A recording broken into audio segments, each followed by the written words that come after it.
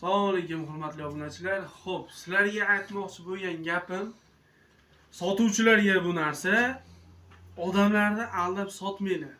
Sababi hozir bitta xonadonga keldik, itlarni ko'rdik. Bizga yoshligida alabay deb bergan kuchuklari mana alabay deb bizga ko'rsatishyapti, lekin ular alabay emas. Bunaqa yolg'on gapirmaylik. Chunki olayotgan odam ham umid bilan oladi. U qimmat pulga sotaman, necha foydalanaman bas. Olayotgan odam umid bilan oladi. Shu zotdan boqqim kelyapti deb umid bilan oladi. Aldanib qolsa alam qiladi.